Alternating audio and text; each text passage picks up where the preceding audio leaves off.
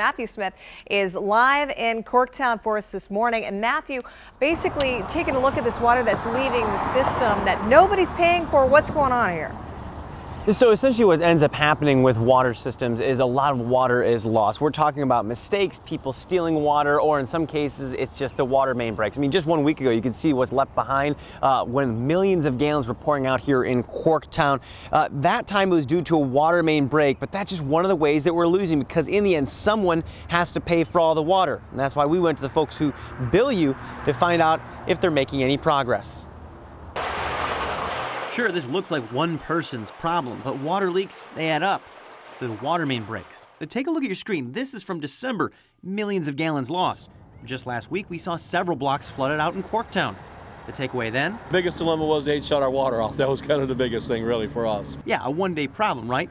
But the reality is someone pays for that water. And in Detroit, we've learned we're losing close to 30 million gallons of water each and every day. The silent but deadly, so to speak, are the leaks that are underground that you don't see, that never surface. Palencia Mobley with Detroit Water and Sewer tells me they're making strides. When we last told you about the lost water, lost money really, the number was closer to 50 to 80 million gallons a day. What helped? Something you may not think of, abandoned homes being demoed.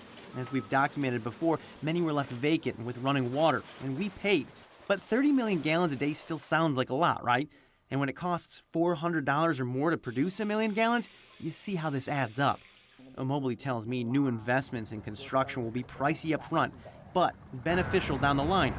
A big part of the changes, though, will really come from how they're planning fixes by neighborhood, rather than patching as they have in years past. You may not do it all in 1 year, you may not do it all in 2 years, but you actually have a steady pace by which you can say, you know, well, it's gonna take 5 years to get through all of this. And then you can talk to the residents about what that's going to look like.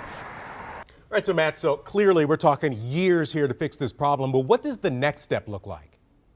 The next step looks like construction. You see the barrels behind me, that is just a fix. What we're talking about, you're gonna see in the city of Detroit in the next couple of years here is about $500 million going into investment for water mains, valves, piping underground. Essentially, they're updating that old system so that you don't see those underground leaks, the leaks that you don't know about, but you know are losing money because the millions of gallons are coming off the system.